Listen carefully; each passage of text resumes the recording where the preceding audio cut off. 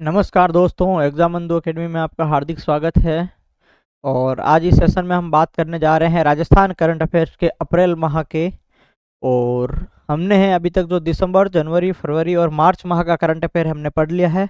Play list उसकी अलग से बनी हुई है, आप जाकर के वहाँ उसे देख लेना। और इस क्लास के अंदर हम बात कर रहे हैं अप्रैल माह की। और अप्रैल माह से संबंधित कुछ महत्वपूर्ण जो हम प्रश्न करेंगे, यानी राजस्थान करंट अफेयर से संबंधित बात करेंगे। वो भी कौन सा माह? अप्रैल माह के बारे में। ठीक है, तो इसकी पीडीएफ आपको यहाँ पे मिल जाएगी। आपको कहाँ पे? टेलीग्राम है, टेलीग्राम पे आप जो है डिस्क्रिप्शन में भी लिंक दे रखी है, वहाँ से आप ज्वाइन कर लेना। तो ताकि इसकी पीडीएफ आपको वहाँ पर मिल जाएगी। ठीक है, तो देखो आज का हमारा पहला प्रश्न है, वाइब्रेंट विलेज कार्यक्रम सेकंड का लक्ष्य कौन सा वर्ष है? यानी वाइब्रेंट विलेज कार्यक्रम द्वितीय है, इसका जो लक्ष्य है वो कौन सा वर्ष रखा गया है? यानी वाइब्रेंट विलेज है आपके, जो वाइब्रेंट विलेज है वो जो सीमा क्षेत्र के गांव है, जो सीमा क्षेत्र के गांव है। यानी जैसे आपने देखा होगा कि वाइब्रेंट विलेज जब प्रथम आया था, जब वाइब्रेंट विलेज प्रथम आया था तो उसके अंदर क्या था? अरुणाचल प्रदेश। ठीक है, अरुणाचल प्रदेश के जो सीमा, यानी जो चीन के सीमा क्षेत्र से सटे अरुणाचल प्रदेश के कुछ जो गांव है, उन गांव का क्या करना था? उन गांव का विकास करने के लिए, ठीक है, उन गांव का विकास करने के लिए वाइब्रेंट विलेज जो है वो कार्यक्रम फर्स्ट लाया गया था। अब जो है वो वाइब्रेंट विलेज कार्यक्रम सेकंड लाया गया है। और उस कार्यक्रम का जो लक्ष्य है वो कहाँ तक रखा गया है? आपका ऑप्शन हो जाएगा डी सही, 2029 है इसका लक्ष्य रहेगा। तो आपका जो है सही है 2029 भाई। ठीक है, आगे देखो आपका आंसर हो गया 2029। वाइब्रेंट विलेज जो कार्यक्रम है सेकंड, उसका शुभारंभ अप्रैल 2025 के अंदर हुआ भाई। ठीक है, अप्रैल 2025 में किया गया था। कार्यक्रम सेकंड के तहत राजस्थान एक, अरुणाचल प्रदेश, असम, बिहार, गुजरात, जम्मू कश्मीर, लद्दाख, मणिपुर और मेघालय। उसके बाद में आप देखो कि मिजोरम, नागालैंड, पंजाब, सिक्किम, त्रिपुरा, उत्तराखंड, उत्तर प्रदेश, पश्चिम बंगाल के सीमावर्ती गांव, यानी जो इन स्टेट्स है, इन स्टेट्स के जो सीमावर्ती गांव है उनको इसके अंदर शामिल किया गया है। और इस पर जो कुल 6,839 करोड़ रुपए हैं वो खर्च होंगे किसे? वाइब्रेंट विलेज सेकंड कार्यक्रम में। ठीक है, आपको ये याद रखना कि 2028-29 तक का है इनका टारगेट रखा था कि जो इन गांवों को क्या करना? विकसित करना या विकास करना इन गांवों के अंदर। ठीक है, वाइब्रेंट विलेज जो प्रथम था वो 15 फरवरी 2023 को शुरू हुआ था। उसके आज 25 के अंदर, यानी 2 साल बाद में है वो जो वाइब्रेंट विलेज द्वितीय जो कार्यक्रम है वो शुरू हुआ था। तो ये जो प्रथम का जो है वो 15 फरवरी 2023 को हुआ था। इसके तहत चीन की सीमा से सटे लद्दाख, हिमाचल प्रदेश, उत्तराखंड और अरुणाचल प्रदेश, ठीक है, अरुणाचल प्रदेश के 663 गांव, यानी चीन के सीमा से सटे जो ये स्टेट है उनके 663 गांवों का क्या हुआ भाई? समग्र विकास करना था। किसका उद्देश्य था? वाइब्रेंट विलेज फर्स्ट का था। तथा सड़क कनेक्टिविटी को है वो मजबूत करना था। ठीक है, सड़क कनेक्टिविटी है उसको मजबूत करना और जीवन स्तर में सुधार करना, या इनके प्लाइन को है, जो सीमावर्ती गांव थे यहाँ से ये लोग क्या प्लाइन कर रहे थे, तो उनके प्लाइन को रोकना भी क्या इनका उद्देश्य था भाई। ठीक है, तो ये सारी बात आपको याद रखनी है। अगला देखो, बंदी पशु प्रयोजन योजना के तहत कोई व्यक्ति अधिकतम कितने वर्षों के लिए वन्य जीव को है वो गोद ले सकता है? यानी जो है ये उसके लिए है जो बायोडाइवर्सिटीज है, यानी जो आपके बायोलॉजिकल पार्क है, ठीक है, राजस्थान के उन बायोलॉजिकल पार्कों के अंदर कुछ जो विशेष प्रजाति है, उन प्रजातियों के विशेष जंतुओं को गोद लेने की ये बात कर रहे हैं। ये योजना है कि आप जो बंदी पशु प्रयोजन योजना, इसके तहत आप क्या करो कि जो है कुछ आप जो पशुओं को क्या ले लो? गोद ले लो, कुछ वन्य जीवों को गोद ले लो। पालतू नहीं है भाई, ये कौन से है? वन्य जीव है। ठीक है, तो वन्य जीवों को इन्होंने गोद लेने की बात की है और ये कहा कि अधिकतम है वो कितने वर्ष तक गोद ले सकते हैं? तो आपका इसमें यह कहा है कि अधिकतम जो है वो 5 वर्ष तक गोद ले सकते हैं। इसमें बेसिकली क्या होता है कि जो जो व्यक्ति है जो किसको गोद लेना चाहता है, तो वो क्या है, पहले तो 1 माह से लेकर के 1 वर्ष तक, ठीक है, 1 माह से लेकर के 1 वर्ष तक जो है वो उसको गोद लेगा किसी वन्य जीव को। यदि वो उसकी सही से देखभाल करता है तब क्या है जो है इसको आगे 5 वर्ष है वो रखने की अनुमति देते हैं, नहीं तो नहीं देते भाई। ठीक है, जैसे जैसे बंदी पशु प्रयोजन योजना है, प्रदेश के सभी बायोलॉजिकल पार्कों में शुरू की गई है। यानी बात क्या आ गई? सभी बायोलॉजिकल पार्कों में शुरू की गई है। अब देखो यहाँ पर 26 प्रजातियों के करीब 250 से अधिक वन्य जीवों को क्या है, गोद ले सकते हैं। योजना के तहत गोद लिए गए वन्य जीवों के रख रखाव, खान पान आदि का है वो खर्चा उठाना पड़ता है। ठीक है, कौन सा भाई जो है, किनका खर्चा उठाना पड़ता है, वन्य जीवों के रख रखाव का एक तो, और एक आपके खान पान का जो है वो खर्चा उठाना पड़ता है। ठीक है, इस योजना के तहत कम से कम 1 माह और अधिक से है अधिकतम मतलब कितना, 1 वर्ष के लिए गोद ले सकते हैं। पहली बात हुई कि कम से कम 1 माह तो आपको गोद लेना ही पड़ेगा, या अधिक से अधिक आप कितना 1 वर्ष तक गोद ले सकते हो। अब इसमें क्या है, इसके साथ ही अगर पहला वर्ष ठीक रहा, ठीक है, यदि 1 वर्ष तक उन्होंने ठीक काम किया, ठीक उसकी देखभाल की, तो उस व्यक्ति को फिर अधिकतम 5 वर्ष के लिए, अधिकतम 5 वर्ष के लिए क्या है, वो जो वन्य जीव है वो उसको गोद दे सकते हैं। ठीक है, अब यहाँ पर जो आपके काम की चीज वो ये है कि कितनी प्रजातियों, लगभग 26 प्रजाति है, इन 26 प्रजाति के वन्य जीवी गोद ले सकते हैं। ऐसा नहीं हो कि आप जाओ और कि आप जाओ कि मैं जो है चित्ता है उसको मैं गोद लेना चाहता हूँ, वो वन्य जीव है मैं उसको गोद लेना चाहता हूँ, ऐसा नहीं है। यहाँ पर जो 26 प्रजातियां दे रखी है जो है, आप उसी को है वो जो गोद ले सकते हो। ठीक है, सभी बायोलॉजिकल पार्कों के अंदर ये शुरू की गई है भाई। अब आगे देखो आप, बाल विवाह मुक्त राजस्थान अभियान। ठीक है, बाल विवाह मुक्त राजस्थान अभियान का लक्ष्य वर्ष है वो क्या रखा गया था, यानी बाल विवाह मुक्त जो राजस्थान है उस जो है उसके लिए जो अभियान चलाया जा रहा है वो राजस्थान के कौन से वर्ष तक इन्होंने कहा कि बाल विवाह मुक्त कर देंगे, लक्ष्य किस वर्ष तक रखा था, तो इन्होंने जो है वो लक्ष्य रखा है आपके 2030 तक। ठीक है, कहाँ तक लक्ष्य रखा है भाई इन्होंने, इन्होंने लक्ष्य रखा है 2000 आपके 30 तक। ठीक है, तो आपका सी आंसर है जो आपका सही आंसर हो जाएगा, 2030 तक का लक्ष्य है इन्होंने रखा है भाई। अगला देखो 2030 बाल विवाह मुक्त राजस्थान अभियान का शुभारंभ कब हुआ था, 24 अप्रैल 2025 को उप मुख्यमंत्री दिया कुमारी ने इंदिरा गांधी पंचायती राज जो ग्रामीण विकास संस्थान है जयपुर उसके अंदर है वो इसका जो है आपके जो इस अभियान का है वो शुभारंभ किया गया था। ये जो संस्थान है आपके इंदिरा गांधी पंचायती राज एवं ग्रामीण विकास संस्थान, ये संस्थान आपके क्या है जो है, यहाँ पर आपकी वीडियो के अंदर के जो डॉक्यूमेंट वेरिफिकेशन होते हैं वो इसी संस्थान के अंदर होते हैं। हम जब डॉक्यूमेंट डीवी करवाने गए थे तो हम यहाँ हम जाके आए भाई। ठीक है, इसी संस्थान के अंदर आपकी क्या होता है, डीवी होता है। ठीक है, राजस्थान का बाल विवाह, राजस्थान का बाल विवाह मुक्त लक्ष्य है वो आपका जो है 2030 आपका आंसर हो जाएगा। ठीक है, याद रख लेना। उसके बाद में आप आगे देखो जो है सेल्फ एम्पावरमेंट प्रोग्राम। ठीक है, self empowerment programme, self empowerment programme का उद्घाटन किसने किया, यानी वो है जो स्व सशक्तिकरण वाला जो है प्रोग्राम है, सेल्फ एम्पावरमेंट प्रोग्राम है, जो इसका उद्घाटन किया था आपके अमित शाह ने। ऑप्शन से आपका सही आंसर हो जाएगा अमित शाह, यानी जो है स्व सशक्तिकरण से राष्ट्र सशक्तिकरण। क्या लाइन है, स्व सशक्तिकरण से राष्ट्र सशक्तिकरण या फिर सेल्फ एम्पावरमेंट अभियान। ठीक है, यदि ये शब्द नहीं आए सेल्फ एम्पावरमेंट अभियान, यदि ये आ जाए स्व सशक्तिकरण से राष्ट्र सशक्तिकरण अभियान का शुभारंभ कब हुआ था, तो आपको बताना है 17 अप्रैल 2025 को जो गृह मंत्री अमित शाह ने इसका है वो शुभारंभ किया था। और कहां पर किया था ये थोड़ा इंपॉर्टेंट है, ब्रह्म कुमारी जो संस्थान माउंट आबू सिरोही के अंदर किया था, यानी जो ब्रह्म कुमारी जो संस्थान है वहां पर अमित शाह आए थे और यहाँ आकर के इन्होंने इसका है वो उद्घाटन किया था। कहां पर स्थित है ये संस्थान, ये माउंट आबू सिरोही के अंदर स्थित है भाई। ठीक है, कार्यक्रम के तहत भारतीय सेना और ब्रह्म कुमारी जी संस्था के साथ में एमओयू हुआ है। इसके तहत देश भर के सेवानिवृत्त जो सैनिक है, ठीक है, उन सैनिकों के लिए हर माह सेल्फ एम्पावरमेंट प्रोग्राम है वो चलाया जाएगा, यानी देश भर के जो सेवानिवृत्त सैनिक है उन सैनिकों के लिए हर माह है वो सेल्फ एम्पावरमेंट प्रोग्राम चलाया जाएगा इनके माध्यम से। ठीक है, इसमें सैनिकों को meditation, mind management, stress management, life management, self management की क्या करेंगे, कला सिखाएंगे भाई। कौन सिखाएंगे, ब्रह्म कुमारी जी संस्थान है वो सिखाएंगे। ठीक है, तो ये बातें आपको ध्यान रखनी है। अगला देखो, मुख्यमंत्री आयुष्मान आदर्श ग्राम पंचायत योजना के तहत कितनी प्रोत्साहन राशि दी जाती है, यानी आयुष्मान तो जहां पर शब्द आता है आप सभी को पता है, आयुष्मान यदि कोई स्वास्थ्य संबंधित जो काम है वहां पर जो शब्द आता है वो आपका आयुष्मान आता है। सभी योजनाओं पर आयुष्मान जिसमें ऐड होता है वो योजना है वो स्वास्थ्य से संबंधित होती है। यहाँ पर ये कह रहे हैं कि जो मुख्यमंत्री आयुष्मान आदर्श जो ग्राम पंचायत योजना है, इसका क्या मतलब हुआ कि या तो ये जो है किसी जो शिविर या उनमें क्या करते हैं कि यहाँ पर जो है अधिकतम जो है अच्छा स्कोर इन्होंने प्राप्त किया तो उस पंचायत को क्या है आदर्श ग्राम पंचायत घोषित कर दी, और उसके लिए क्या किया इन्होंने, एक जो है वो प्रोत्साहन राशि इन्होंने तय कर दी है। और वो राशि कितनी है, तो भाई वो कितनी है आपके 11 लाख होगा। ठीक है, आपका सही आंसर सही हो जाएगा, 11 लाख रुपए इसका सही आंसर है भाई। अगला आप देखो, इस योजना के तहत स्वास्थ्य सूचकांकों में, ठीक है, बेहतर कार्य करने पर 100% उपलब्धि हासिल करने वाली पंचायत को 11 लाख की प्रोत्साहन राशि दी जाएगी।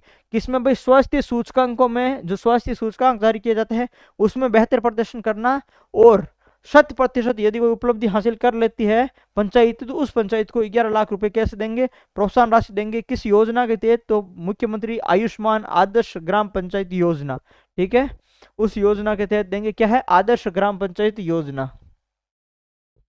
आप अगला प्रश्न देखो, आपका जो है निरामय राजस्थान अभियान, ठीक है, निरामय राजस्थान अभियान का शुभारंभ किस दिन किया गया था? भाई ये निरामय राजस्थान अभियान नाम से स्पष्ट है कि ये स्वास्थ्य से संबंधित है। किससे संबंधित है? स्वास्थ्य से संबंधित है, ठीक है। और हमारा जो अंतर्राष्ट्रीय स्वास्थ्य दिवस आता है वो कब आता है भाई?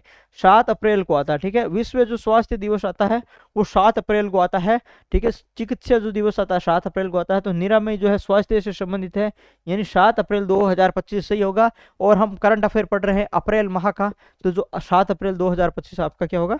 सही होगा भाई। यानी 7 अप्रैल 2025 को RIC Rajasthan international centre Jaipur से विभिन्न अभियानों की क्या हुआ? शुरुआत हुआ। यानी 7 अप्रैल को है वो बहुत सारे अभियान है उनका है शुभारंभ हुआ है। कहाँ से? RIC राजस्थान इंटरनेशनल सेंटर है जो जयपुर में, ठीक है। राजस्थान सरकार द्वारा जयपुर में राज्य स्तरीय कार्यक्रम के माध्यम से निरामय राजस्थान अभियान की शुरुआत की गई। इसका उद्देश्य क्या है? हर नागरिक को बेहतर स्वास्थ्य सुविधाएं और निरोग जीवन सुनिश्चित हो। इसके अलावा जो अन्य अभियान यहाँ से शुरू किए गए थे 7 अप्रैल को, ये अभियान भी आपके लिए इंपॉर्टेंट है, याद रख लेना।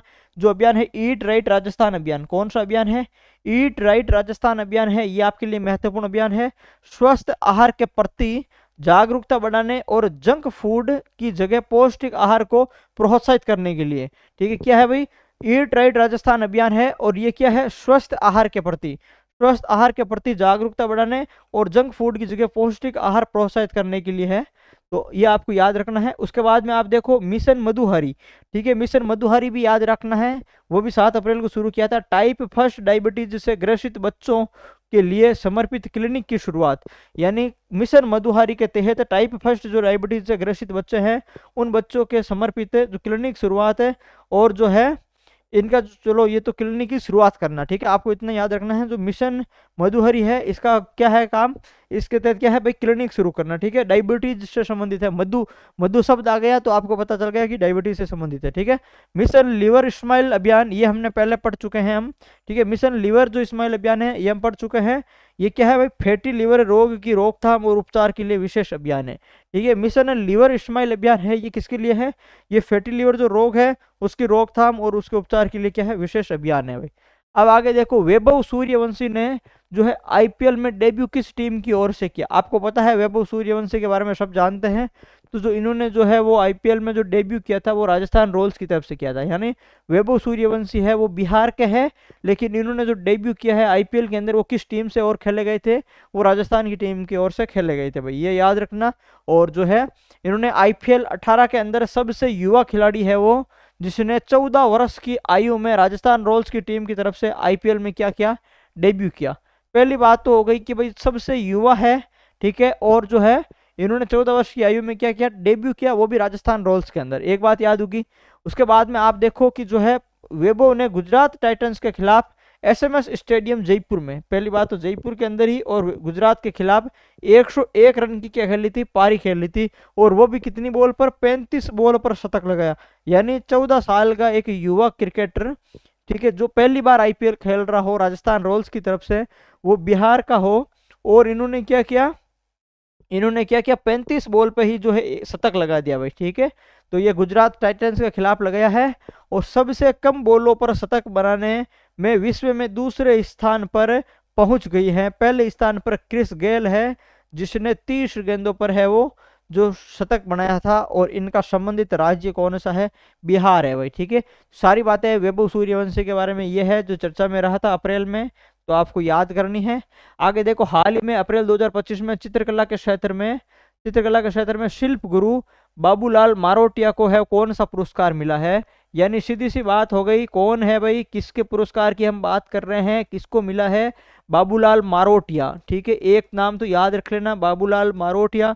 ये कौन है भाई? ये शिल्प गुरु है। कौन है बाबूलाल मारोटिया? ये आपके हैं शिल्प गुरु है, ठीक है। और ये इन्होंने किस क्षेत्र में काम किया है, तो जो है इन्होंने चित्रकला के क्षेत्र में काम किया है, तो ये भी आपको याद रखना है, चित्रकला क्षेत्र के अंदर काम किया है। ठीक है। बाबूलाल मारोटिया शिल्प गुरु है, चित्रकला के क्षेत्र में उन्होंने काम किया है। और इनको जो है वो वरिष्ठ नागरिक राष्ट्रीय पुरस्कार है वो मिला है। ठीक है। कौन सा पुरस्कार मिला है, वरिष्ठ नागरिक राष्ट्रीय पुरस्कार है, वो बाबूलाल को मिला है भाई। अगला आप प्रश्न देखो, जो ये तो बाबूलाल हो गया। ठीक है, बाबूलाल को मिला है भाई वरिष्ठ नागरिक राष्ट्रीय पुरस्कार।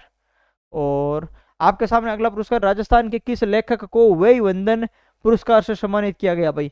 किस लेखक को वय वंदन पुरस्कार है उनसे उससे सम्मानित किया गया था, तो इसका सही आंसर हो जाएगा भाई राजेंद्र मोहन शर्मा। राजेंद्र मोहन शर्मा को किससे सम्मानित किया गया, वय वंदन जो पुरस्कार है उससे आपको सम्मानित किया गया था। और ये क्या है, ये नागौर में आयोजित हुआ था साहित्य सम्मेलन। उस सम्मेलन के अंदर राजस्थानी भाषा के लेखक राजेंद्र मोहन शर्मा को वय वंदन पुरस्कार से सम्मानित किया गया भाई। ये भी याद रखना किस भाषा का है भाई, राजस्थानी भाषा का है ये। ठीक है, चलो अगला देखो भाई, अगला प्रश्न आपका अगला प्रश्न है, डॉक्टर अनुपमा सैनी और कुलदीप पंवार, डॉक्टर अनुपमा सैनी और कुलदीप पंवार को किस क्षेत्र में कार्य हेतु सम्मानित किया गया भाई। अनुपमा सैनी और कुलदीप पंवार को किस क्षेत्र में कार्य हेतु सम्मानित किया गया है, इसका सही आंसर हो जाएगा आपके भाई सामाजिक न्याय एवं अधिकारिता जो क्षेत्र है उस क्षेत्र में कार्य के लिए जो अनुपमा सैनी और कुलदीप पंवार को सम्मानित किया गया था भाई। डॉक्टर भीमराव अंबेडकर जयंती पर सीएम भजनलाल शर्मा ने सामाजिक न्याय एवं अधिकारिता विभाग द्वारा जन कल्याण और महिला उत्थान के क्षेत्र में, ठीक है, विशेष कार्यों के लिए इनको सम्मानित किया गया है। और डॉक्टर अनुपमा सोनी को जन कल्याण और महिला उत्थान के कार्यों के लिए 51,000 की राशि दी गई भाई और प्रशस्ति पत्र दिया गया था। जबकि कुलदीप पंवार को समाज सेवा के क्षेत्र में विशेष कार्यों के लिए 1,00,000 रुपए और प्रशस्ति पत्र दिया गया भाई। कितने लाख रुपए, 1,00,000 रुपए दिए गए हैं। ठीक है, कुलदीप पंवार को और अनुपमा सोनी को 51,000 रुपए दिए गए हैं समाज सेवा, और उसका उद्देश्य है जन कल्याण और महिला उत्थान। ठीक है, इसके बाद में आप देखो मांगीलाल जाट। अगला प्रश्न है, डॉक्टर मांगीलाल जाट को किस संस्था में महानिदेशक एवं सचिव नियुक्त किया है भाई।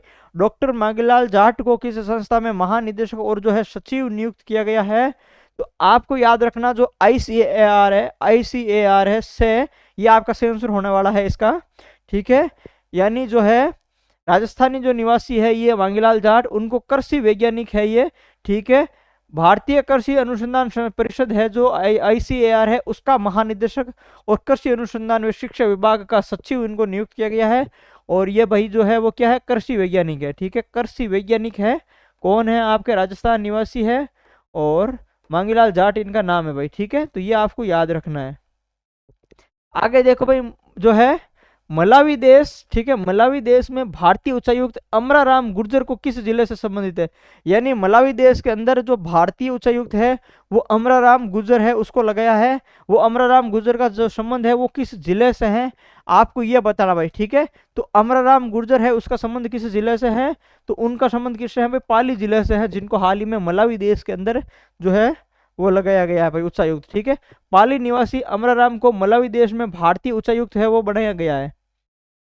उसके बाद में आप आगे देखो, वास्तुकार वरुण योगीराज। ठीक है, वास्तुकार वरुण योगीराज ने किस मंदिर में कार्य किया, तो ये तो हम ये काफी बार पढ़ चुके हैं। वरुण योगीराज है वो आपके किस मंदिर से थे, अयोध्या जो राम मंदिर है उनसे संबंधित थे भाई। ये काफी बार जो है हमारा आ चुका था वरुण योगीराज के बारे में। तो श्री राम की प्रतिमा के वास्तुकार वरुण योगीराज को राज्यपाल हरिभाऊ किशन बागड़े द्वारा बीकानेर वेटरनरी विश्वविद्यालय के दीक्षांत समारोह में मानद उपाधि है वो सम्मानित किया था भाई। ठीक है, तो जो मानद उपाधि दी गई थी इनको, ये याद क्यों रखना है, क्योंकि इनको है वो राजस्थान के राज्यपाल ने बीकानेर वेटरनरी विश्वविद्यालय के दीक्षांत समारोह में है इनको अरुण योगीराज को सम्मानित किया है, इसलिए आपको ये चीज याद रखनी है भाई। ठीक है, अगला प्रश्न देखो आपका, ब्रह्म कुमारी जी संस्थान की प्रमुख रही राजयोगिनी दादी रतन मोहिनी, नाम क्या है, राजयोगिनी दादी रतन मोहिनी का हाल ही में निधन है वो कहां पर हुआ है भाई। ठीक है, यानी ब्रह्म कुमारी जी संस्थान की प्रमुख रही है ये दादी, तो इनका जो निधन है वो तिरुपति के अंदर हुआ। कहां पर हुआ है,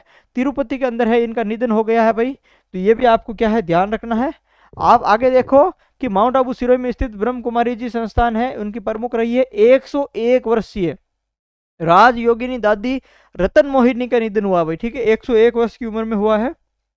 अगला देखो, निम्न में से कौन सी किस्म चने की नई किस्म है जिसे दुर्गापुरा अनुसंधान संस्थान द्वारा विकसित किया गया भाई। ये मैं आपको पहले बता चुका हूँ, ठीक है। दुर्गापुरा जो अनुसंधान संस्थान है, जो अनुसंधान संस्थान है जयपुर, उनके द्वारा है वो एक चन्ने की है वो कौन सी किस्म है वो विकसित की गई है भाई, ठीक है। चन्ने की कौन सी किस्म है वो विकसित की गई है, मैं आपको ये जो है पहले आपको बता चुका हूँ भाई, ठीक है। तो इसकी जो किस्म है वो आपके कौन सी है, करण चन्ना 20 है भाई। कौन सी है, करण चन्ना 20 रहने वाली है भाई, ठीक है। ऑप्शन बी आपका सही आंसर हो जाएगा, ठीक है।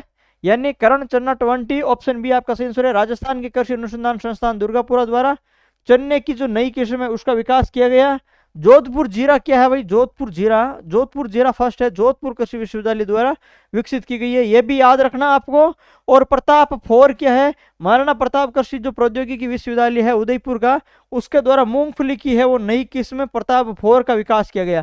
यानी प्रताप फोर क्या है, उदयपुर द्वारा, प्रताप यूनिवर्सिटी द्वारा है। और ये मूंगफली की किस्म है। जोधपुर जीरा क्या है, तो जीरे की किस्म है, जोधपुर यूनिवर्सिटी द्वारा है। और करण चन्ना क्या है, ये दुर्गापुरा द्वारा है और चन्ने की किस्म है भाई, ठीक है। और जो है हाल ही में केंद्रीय कृषि और किसान कल्याण मंत्रालय ने नोटिफाइड कर दिया, ठीक है। प्रताप फोर को क्या कर दिया, इन्होंने नोटिफाइड कर दिया। चलो वो तो कोई बात नहीं, हमें तो याद रखना है जो कौन सी जो है किस्म जारी की है, ठीक है। 36 फीट ऊंची और 18 पन्नों की जो है वो खवग राय शिरोमणि किताब किसके जीवन पर आधारित है भाई, ठीक है। यानी 36 फीट ऊंची, ठीक है, 36 फीट ऊंची और 18 पन्नों की जो खवग राय शिरोमणि किताब है वो किन के जीवन पर आधारित है। ए ऑप्शन आपका क्या है, पंडित दीनदयाल उपाध्याय, रविदास, आचार्य विद्यासागर महाराज और स्वामी विवेकानंद, ठीक है। ये आपके सामने चार ऑप्शन है और इसका जो सही आंसर हो जाएगा वो आचार्य विद्यासागर महाराज। आचार्य विद्यासागर महाराज की जो 18 पन्नों की और जो है 36 फीट ऊंची क्या है, एक पुस्तक है और किताब है, खवग राय शिरोमणि उसका नाम है भाई, ठीक है। आगे देखो, आचार्य विद्यासागर महाराज, ये पुस्तक राष्ट्र संत आचार्य विद्यासागर महाराज के जीवन पर आधारित है। इसे बनाने में 1500 square feet flex, 50 litre paint और 1000 किलो लोहा काम में लिया गया भाई, ठीक है। 1500 स्क्वायर फीट फ्लैक्स है, 50 मीटर पेंट है और 1000 किलो क्या है, लोहा है। आपको तो इतना याद रखना है किसकी है भाई, ठीक है। ये लोहा वगैरह याद नहीं रखना है, कोई बात नहीं, आपको जब किसकी है उतना याद रख लो, काम हो जाएगा। आगे आगे देखो भाई, नाहरगढ़ बायोलॉजिकल पार्क में बागिन रानी ने एक साथ कितने शावकों को जन्म दिया भाई, ठीक है। यानी नाहरगढ़ बायोलॉजिकल पार्क के अंदर जो जो बागिन है, रानी है उसका नाम, उन्होंने एक साथ में जो है कितने शावकों को जन्म दिया है वो आपको बताना है। तो जो इन्होंने जो एक साथ में है वो 5 शावकों को जन्म दिया। कितनों को दिया भाई, 5 शावकों को जन्म दिया है। आपका ऑप्शन से सही होने वाला है। नाहरगढ़ बायोलॉजिकल जो पार्क है, बागिन रानी है, बागिन का नाम भी याद रख लेना, ठीक है। नाहरगढ़ के अंदर है, बागिन रानी है, उसने 5 शावकों को जन्म दिया है। जो राजस्थान में पहली बार 5 शावक एक साथ में जन्मे हैं, ऐसा पहली बार हुआ है, ठीक है।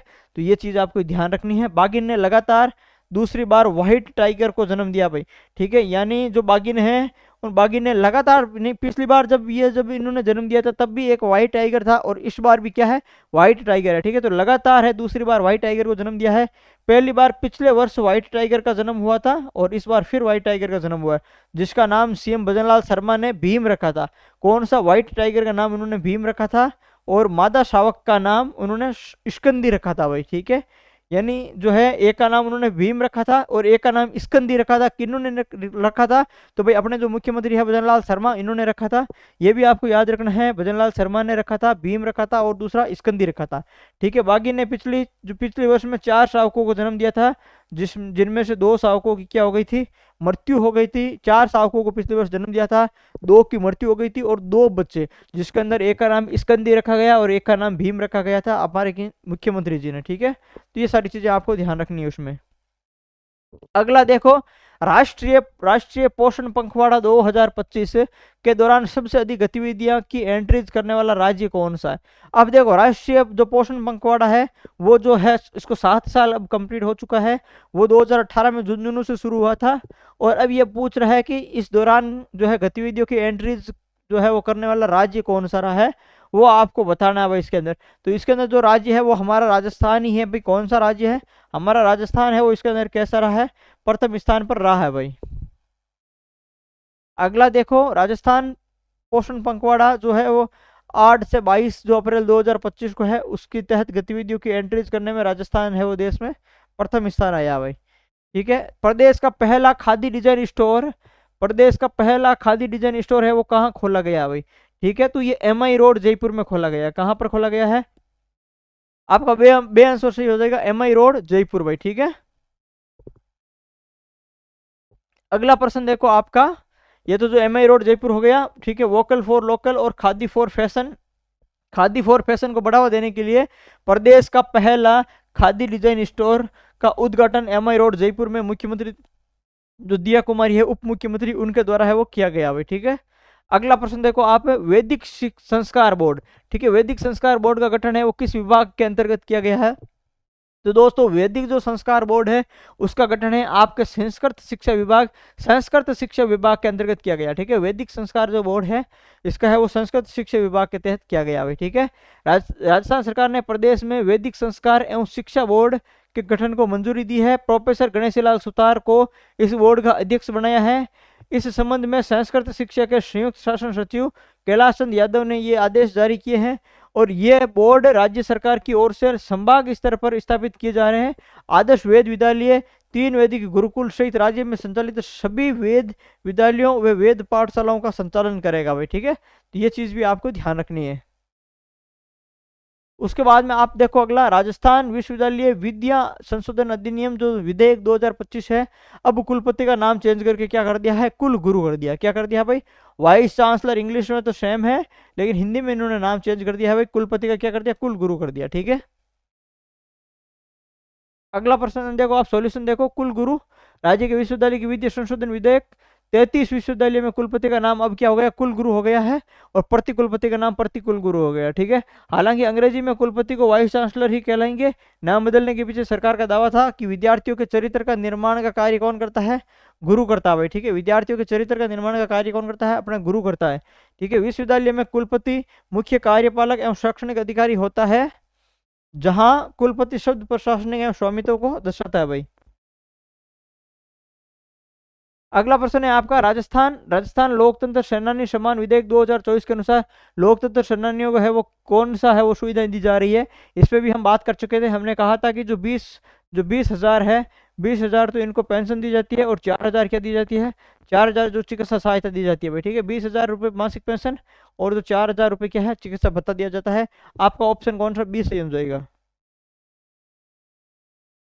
ठीक है, देखो 20,000 रुपये मासिक पेंशन और 4,000 रुपये चिकित्सा भत्ता। ठीक है, इसके अलावा राजस्थान लोक सेनानी जो सम्मान विधेयक 2024 है, राजस्थान लोकतंत्र सेनानी सम्मान विधेयक, ये कानून आपातकाल के लिए, आपातकाल के समय में लोकतंत्र की रक्षा के लिए, ठीक है, सक्रिय रूप से लड़े और ऐसी गतिविधियों में भाग लेने के कारण मिश्रा या जेल में निरुद्ध किए गए थे। ठीक है, उसके बाद में राजस्थान मूल के कला लोकतंत्र सेनानियों को जो है वो सम्मान दिए जाने से संबंधित है।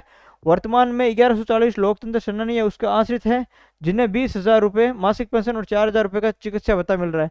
यानी कितने लोकतंत्र सेनानी है भाई? 140 रुपये। ठीक है, कितने हैं? 1140, कितने हैं? 1140 है भाई। ठीक है, 1140 आपकी क्या लोकतंत्र सेनानी है जो आश्रित है। 20,000 और 4,000 मिलते हैं और रोडवेज बसों में उनकी क्या है? निःशुल्क यात्रा होती है भाई। ठीक है, रोडवेज बसों में इनकी क्या होती है? इनकी निःशुल्क यात्रा होती है। आगे देखो, इनकी मृत्यु होने पर पति व पत्नी को जीवन काल के लिए सब है वो सुविधाएं दे होगी और राष्ट्रीय उत्सवों में इन्हें आमंत्रित किया जाएगा। दरअसल पहले नियम बनाकर इन्हें ये सुविधाएं हैं वो दी जा रही है। ठीक है भाई, उसके बाद में जो है आपको इसमें कुछ याद नहीं रखना है। हाँ, ये मैंने आपको पहले बता दिया था कि जो पिछली कांग्रेस सरकार है इन्होंने ये जो है योजना निरस्त कर दी थी, वापस बीजेपी सरकार आते ही इन्होंने ये वापस लागू कर दिए भाई। अगला प्रश्न है आपका, प्रश्न नंबर 23 क्या है? इंडिया स्किल्स रिपोर्ट 2023 के अनुसार महिलाओं के लिए रोजगार संसाधन उपलब्ध कराने में राजस्थान का है वो कौन सा स्थान है? यानी स्किल इंडिया रिपोर्ट 2025 के अनुसार महिलाओं के लिए रोजगार संसाधन उपलब्ध कराने के लिए राजस्थान का है वो स्थान कौन सा है वो आपको बताना है। कौन सा प्रश्न है आपका भाई? 25वां प्रश्न है। ठीक है, यानी जो है इसके अंदर जो राजस्थान का जो स्थान है वो स्किल इंडिया के तहत कौन सा स्थान है भाई? पहला स्थान है। यानी स्किल इंडिया रिपोर्ट 2025 के अनुसार महिलाओं के लिए रोजगार संसाधन उपलब्ध करवाने में राजस्थान का कौन सा स्थान है? पहला है देश भर में महिलाओं के लिए रोजगार संसाधन उपलब्ध कराने के मामले में राजस्थान क्या है? राजस्थान सबसे आगे है भाई। राज्य में महिलाओं के लिए 89% रोजगार संसाधन उपलब्ध है। दूसरे नंबर पर गुजरात है, वो 71%। तीसरे नंबर पर दिल्ली है, वो आपके कितने हैं? 51.85%। और चौथे नंबर पर आपके क्या है? चौथे नंबर पर आपके केरल है, 51%। ठीक है, तो ये आपको क्या है, ये ध्यान रखना है। उसके बाद में आप देखो, इसके साथ ही क्रिटिकल थिंकिंग के मामले में राजस्थान है वो 43% के साथ में दूसरे नंबर पर, और मध्य प्रदेश है वो आपका 42% के मामले पर तीसरे नंबर पर है। ठीक है, और इस मामले में उत्तर प्रदेश है वो सबसे आगे है। ठीक है, उत्तर प्रदेश क्या है? क्रिटिकल थिंकिंग के मामले में सबसे आगे है। और यहाँ पर जो है वो प्रथम नंबर राजस्थान, दूसरे नंबर पर गुजरात है, और जो है वो थर्ड पे आपके कौन सा है? दिल्ली है। ठीक है, तो आपको जो सबसे ज़्यादा इम्पोर्टेंट ये याद रखना कि राजस्थान है वो महिलाओं के लिए रोजगार उपलब्ध करवाने वाला, संसाधन उपलब्ध करवाने वाला कौन सा है? फर्स्ट है, 1 नंबर पर है भाई। ठीक है, उसके बाद में आपका अगला है पंडित दीनदयाल उपाध्याय एयरपोर्ट है वो किस जिले में स्थित है? भाई जो पंडित दीनदयाल उपाध्याय है वो एयरपोर्ट है जो भी हाल ही में जो खोला था वो किस जिले के अंदर है? तो वो आपके कहाँ है भाई? झालावाड़ के अंदर है। ठीक है, झालावाड़ के अंदर है पंडित दीनदयाल उपाध्याय। तो अब देखो जो है झालावाड़ एयरपोर्ट का रनवे कितना है? 3120 मीटर लंबा है, जिसे अब कोलाना एयरपोर्ट के साथ में जो है वो पंडित दीनदयाल उपाध्याय के नाम से जाना जाएगा। यानी जो है पहले क्या नाम था भाई? कोलाना एयरपोर्ट झालावाड़ था। ठीक है, ये नाम भी आपको याद रखना है। पहले इसका क्या नाम था? कोलाना एयरपोर्ट झालावाड़ था। अब इसका जो नाम चेंज करके क्या कर दिया है? पंडित दीनदयाल उपाध्याय कर दिया भाई। ठीक है, बता दें कि उत्तर भारत में इतने लंबे रनवे जालंधर कुशीनगर में ही है, या फिर अब राजस्थान के झालावाड़ में। यानी इतना लंबा रनवे वहाँ कहाँ पर है उत्तर भारत में? एक तो जो है जालंधर में है, ठीक है, और एक जो है एक और है कुशीनगर। ठीक है, कुशीनगर है, यहाँ दो जगह पर कहाँ है इतना लंबा रनवे है, और फिर ये एक राजस्थान के अंदर है। ठीक है, इस पर बोइंग 747 जैसे जंबो जेट विमान भी उतर सकते हैं भाई। ठीक है, पीएम पूर्व जो सीएम है वसुंधरा राजे, उसने 12 अप्रैल 2025 को एयरपोर्ट से दिल्ली के लिए पहली उड़ान भरी थी। इसके साथ ही एयरपोर्ट का है वो शुभारंभ किया गया था। कब किया गया था भाई? 12 अप्रैल 2025 को शुभारंभ किया था। और जो है झालावाड़ का एयरपोर्ट है, और इसका नाम जो है वो पंडित दीनदयाल उपाध्याय कर दिया। पहले इसका जो नाम था वो कोलाना एयरपोर्ट था। तो ये सारी चीज़ें आपको क्या रखनी है? याद रखनी है भाई। ठीक है, उसके बाद में आपका देखो अगला पंचायत उन्नति सूचकांक। ठीक है, पंचायत उन्नति सूचकांक है, ये मैंने आपको इंडेक्स वाले के अंदर पढ़ा दिया था। पंचायत उन्नति सूचकांक में राजस्थान की कौन सी ग्राम पंचायत राज्य में प्रथम तथा देश में 8वें स्थान पर रही? यानी जो है वो पंचायत उन्नति सूचकांक के जो है अनुसार राजस्थान की ऐसी कौन सी जो ग्राम पंचायत है वो जो आपके राज्य के अंदर तो प्रथम रही, और जो देश के अंदर कौन से 8वें स्थान पर रही थी? तो इसके अंदर जो है वो ग्राम पंचायत कौन सी है? आपके पिंडावल जो ग्राम पंचायत है, ये आपका सही आंसर हो जाएगा भाई। अगला देखो, पिंडावल ग्राम पंचायत सही आंसर है। शीर्ष जो राज्य है वो आपके कौन सा है? गुजरात राज्य है। राजस्थान का स्थान कौन सा है? आपके 8वां है। और तेलंगाना राज्य की जो बरनापुर ग्राम पंचायत है वो देश भर में कौन से प्रथम स्थान पर रही थी? और ये अपने जो है वो पिंडावल देश भर में 8वें स्थान पर रही है। और राजस्थान की ये क्या है? राजस्थान की फर्स्ट में फर्स्ट जो है वो राजस्थान की है, और 8वें पर जो है वो पिंडावल देश भर के हिसाब से रही है। जबकि देश भर के हिसाब से प्रथम है वो तेलंगाना की कौन सी है? बरनापुर जो है वो ग्राम पंचायत है वो रही है। और डूंगरपुर जिले की पिंडावल, ये जो है पिंडावल किस जिले में है ये भी आपको ध्यान रखना, डूंगरपुर जिले में है। तो डूंगरपुर जिले की जो पिंडावल ग्राम पंचायत है वो राजस्थान में प्रथम है, और देश भर में कितना? 8वें स्थान पर है भाई। तो ये पिंडावल जो ग्राम पंचायत है ये आपके लिए क्या है? मोस्ट इंपॉर्टेंट है, इसको आपको क्या रखना है भाई? याद रखना है। ठीक है, इसके बाद में जो है आपका अरावली ग्रीन वॉल परियोजना है इसकी शुरुआत कब हुई है भाई? ठीक है, यानी अरावली जो ग्रीन वॉल परियोजना है उसकी आपकी शुरुआत पूछी है इन्होंने। इसकी शुरुआत आपके मार्च 2023 में हुई थी। अरावली जो ग्रीन वॉल परियोजना है इसकी शुरुआत आपके कब हुई थी? मार्च 2023 में हुई थी भाई। यानी अरावली ग्रीन वॉल जो प्रोजेक्ट है वो 25 मार्च 2023 को हरियाणा के टीकली गांव से हुआ था। ये भी आपको है यह ध्यान रखना भाई। ठीक है। यानी अरावली जो ग्रीन वॉल प्रोजेक्ट है, इसकी शुरुआत कहाँ से हुई थी? तो हरियाणा के टीकली गांव से हुई थी। 25 मार्च 2023 को हुई थी भाई, मार्च के अंदर। इस परियोजना का जो पहला चरण है वो वर्ष 2027 तक पूरा करने का लक्ष्य रखा गया है। ये भी आप याद रखें भाई, इस जो प्रोजेक्ट है अरावली ग्रीन वॉल प्रोजेक्ट है, वो पहली बात तो हरियाणा के टीकली से शुरू हुआ है। 2023 मार्च 2023 में शुरू हुआ था। इसका जो टारगेट है वो 2027 तक पूरा करने का लक्ष्य रखा है भाई, ठीक है। यानी गुजरात, राजस्थान, हरियाणा, दिल्ली के लगभग 1400 किलोमीटर की लंबाई तथा 5 किलोमीटर की चौड़ाई में फैली है। कौन? ये परियोजना ये अरावली ग्रीन वॉल परियोजना ना, ये जो है वो कितने 1400 किलोमीटर लंबाई और 5 किलोमीटर चौड़ाई में फैली हुई है। किन किन स्टेट में? राजस्थान, जो है गुजरात, हरियाणा और जो है आपके दिल्ली। उसके बाद में इस परियोजना में राजस्थान के कितने जिले हैं भाई? राजस्थान के 19 जिलों को इसमें शामिल किया गया है। इनमें बांसवाड़ा, डूंगरपुर, प्रतापगढ़, सिरोही और ये जो है आपके 19 जिले हैं, ठीक है। यानी बांसवाड़ा, प्रतापगढ़, जो अरावली वाले या फिर अरावली के आसपास वाले जो जिले हैं वो सभी इसमें शामिल किया है भाई। नागौर, भरतपुर, करौली, दौसा और ये जो है आपके जिले हैं, ठीक है। अरावली के तहत कुल 26 मिलियन हेक्टेयर जो बंजर भूमि है उसको वर्ष 2030 तक क्या करना है? बहाल करना है। यानी कितना हेक्टेयर? 26 मिलियन हेक्टेयर जो बंजर भूमि है उसको क्या करना? 2030 तक आपको क्या करना था? बहाल करना। इसका उद्देश्य है। 19 जिले हैं और ये जो 4 आपके स्टेट है, ठीक है, 4 आपके स्टेट है और आपके क्या है 1400 किलोमीटर है और 5 किलोमीटर जो है चौड़ाई है। 2027 तक पूरा करने का लक्ष्य है और मार्च 2023 में ये शुरू हुआ है भाई, ठीक है। उसके बाद में आप देखो, आपका ओरण भूमि संरक्षण के लिए गठित समिति के अध्यक्ष कौन है?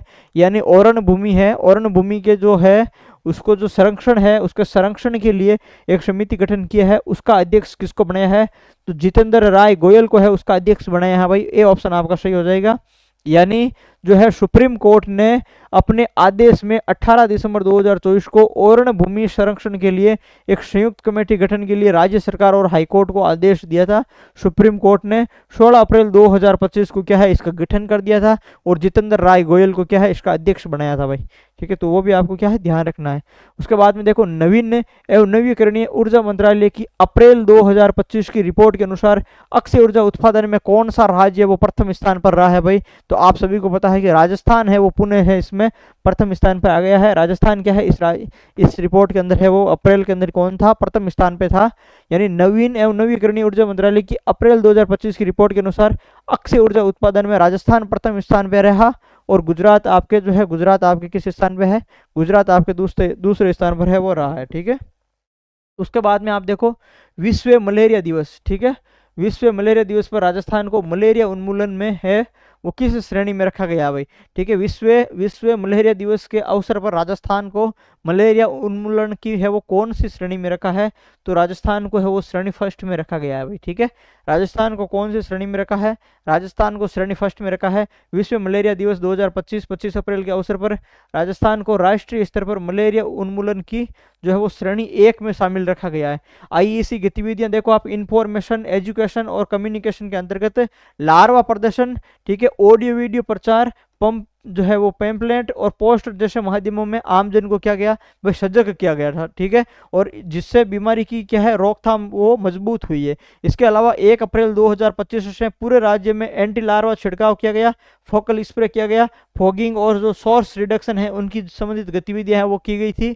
और यह प्रोग्राम शहरी और ग्रामीण दोनों क्षेत्रों में प्रभावी रहा है। मलेरिया प्लाज्मोडियम परजीवी के कारण होने वाला एक जानलेवा रोग है जो संक्रमित मादा एनाफ्लीज जो है मच्छरों के काटने से फैलता है। ये सारी जानकारी आप लोगों को पता है, ठीक है। और ये जो है इन्होंने प्रयोग किए हैं, आपको ये याद रखना कि श्रेणी फर्स्ट में शामिल किया है। 25 अप्रैल को है विश्व मलेरिया दिवस है, ठीक है। 25 अप्रैल को क्या है? विश्व मलेरिया दिवस है। तो ये चीज़ें आपको ध्यान रखनी है। और हाल ही में अब जो है इसके लिए एक वैक्सीन भी बनाई है भाई, ठीक है। अब आप देखो, मिशन परिंदा अभियान किस अवसर पर है वो शुरू किया गया? ठीक है, मिशन परिंदा जो है अभियान वो किस अवसर पर शुरू किया गया है ये आपको बताना है। तो आपको पता है ये परिंदा है ये पंचायती राज दिवस पर शुरू किया गया, ठीक है। यानी 24 अप्रैल आपका 24 अप्रैल को क्या आता है? पंचायती राज दिवस आता है, ठीक है। 24 अप्रैल को आपके क्या आता है? पंचायती राज दिवस आता है। पंचायती राज दिवस के अवसर पर मिशन परिंदा वो शुरू किया गया था पंचायतों के अंदर, ठीक है, ग्राम पंचायतों के अंदर जो है वो इसको पक्षियों को ठीक है गर्मियों में पानी उपलब्ध कराना और पर्यावरण संरक्षण और जैव विविधता के प्रति जागरूकता बढ़ाना इसका उद्देश्य है। पंचायती राज दिवस के अवसर पर है वो शुरू किया गया था। राजस्थान के 12 जिला प्रशासन द्वारा, ठीक है, ये लाइन आपको याद रखनी है, 12 जिला प्रशासन द्वारा पंचायती राज के दिवस के अवसर पर मिशन परिंदा अभियान है वो शुरू किया गया। ठीक है, अभियान के पहले चरण में सभी सरकारी कार्यालयों में पानी के पात्र लगाए जाएंगे जिनमें नियमित रूप से ठंडा पानी है वो भरा जाएगा। यानी सबसे पहले किस जिला प्रशासन द्वारा, तो 12 जिला प्रशासन द्वारा, याद रखना है, मिशन परिंदा है और 24 अप्रैल यानी पंचायती राज के दिवस के अवसर पर है वो आपके क्या हो गया भाई, ये आपके लागू हो गया। ठीक है, अभियान चलाया गया या शुभारंभ किया गया। ठीक है, कोटा में आयोजित अंडर 20 राष्ट्रीय कुश्ती जो प्रतियोगिता है वो कोटा में आयोजित हुई।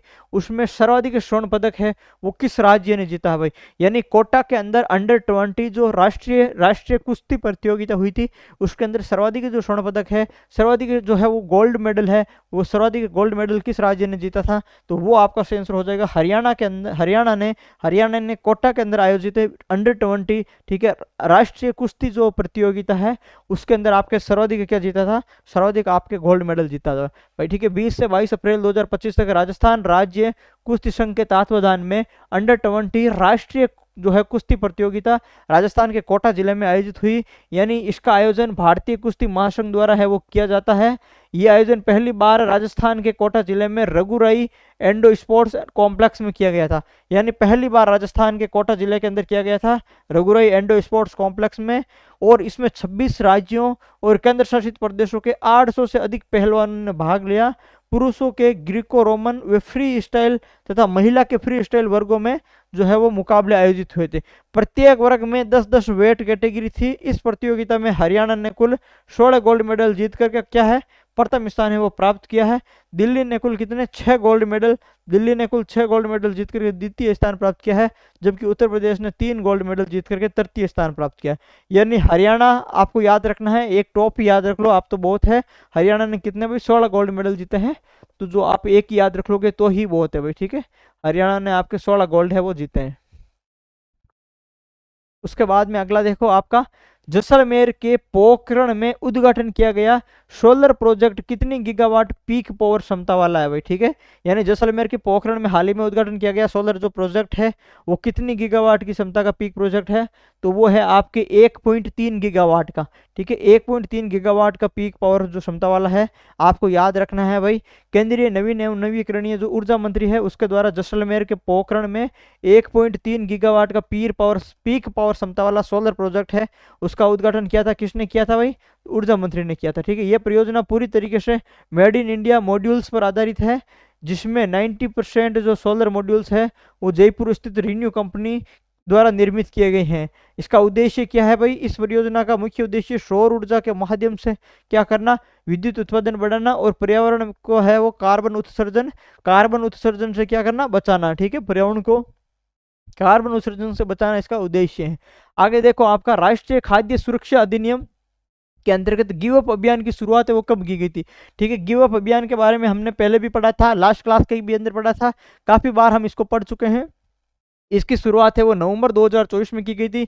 याद रख लेना, ये गिव अप अभियान है, ये खाद्य सुरक्षा में जो नाम है वो स्वेच्छा से हटाने के लिए जो है लोगों को मोटिवेशन देने के लिए जो है वो चलाया गया था। नवंबर 2024 आपको याद रखनी है भाई। राष्ट्रीय खाद्य सुरक्षा योजना के तहत अपात्र लाभार्थियों को सूची से स्वेच्छा से बाहर करने के लिए राजस्थान एवं खाद्य नागरिक आपूर्ति विभाग द्वारा गिव अप अभियान है वो चलाया गया, जिसके तहत राज्य स्तर पर 17,63,000 से अधिक अपात्र व्यक्तियों ने स्वयं योजना से गिव अप किया है। राजस्थान सरकार द्वारा गिव अप अभियान की शुरुआत नवंबर 2024 में की थी, इसका उद्देश्य क्या था, सक्षम और अपात्र लोगों को खाद्य सुरक्षा योजना का लाभ स्वेच्छा से छोड़ने के लिए क्या करना था, प्रेरित करना था भाई। ठीक है, इनका उद्देश्य सिर्फ है वो प्रेरित करना था। अगला प्रश्न देखो आपका, अमेरिका के उपराष्ट्रपति कौन है जिन्होंने हाल ही में राजस्थान का दौरा किया है। यानी हम अमेरिका के कौन से ऐसे उपराष्ट्रपति हैं जिन्होंने हाल ही में राजस्थान में जो है वो दौरा किया है। कौन था भाई, जेडी वेंस है वो अमेरिका के कौन है, उपराष्ट्रपति है जिन्होंने हाल ही में क्या है राजस्थान के अंदर है वो दौरा किया भाई। ठीक है, यानी अपने परिवार सहित भारत की 4 दिवसीय यात्रा के दौरान अमेरिकी उपराष्ट्रपति जेडी वेंस प्रधानमंत्री नरेंद्र मोदी से मुलाकात की और जयपुर में भारत अमेरिका संबंधों पर क्या है चर्चा की। वेंस परिवार का स्वागत है पारंपरिक राजस्थानी शैली में आमेर किले में किया गया, जिसमें कच्ची घोड़ी, घूमर व काली बेलिया नृत्य है वो शामिल रहे हैं भाई, ठीक है। कहाँ पर किया गया था, तो आमेर किले के अंदर है वो किया गया था। जयपुर के अंदर राजस्थान इंटरनेशनल सेंटर में उन्होंने भारत अमेरिका संबंधों पर चर्चा करते हुए भारत के सांस्कृतिक है अनुभव की उन्होंने क्या की थी, सराहना की थी भाई, ठीक है। आमेर किला अंबर फोर्ट जो यूनेस्को विश्व धरोहर स्थल है, राजस्थान की राजधानी जयपुर से लगभग 11 किलोमीटर दूर जो है अरावली पर्वतमाला के अंदर है वो स्थित है, ठीक है, आप सभी को पता है। अगला देखो आप, अगला प्रश्न है आपका मोबाइल वेटनरी यूनिट्स के प्रचार प्रसार के लिए शुरू किया गया व्हाट्सएप चैटबॉट, ठीक है। व्हाट्सएप चैटबॉट नंबर क्या है भाई, यानी वो वेटनरी यूनिट है उनके लिए व्हाट्सएप चैटबॉट नंबर कौन से रखे थे भाई, तो ये जो है 9063475027 वाले नंबर है, ये आपके जो व्हाट्सएप हेल्पलाइन नंबर है, यानी जो है आपके 9063475227, ठीक है। राजस्थान में मोबाइल वेटनरी यूनिट के जो है ये नंबर है, इनसे जुड़ी जो है 1962 MVU जो चैटबॉट सेवा है उसके प्रचार प्रसार के लिए राज्य सरकार ने एक विशेष अभियान की शुरुआत की थी।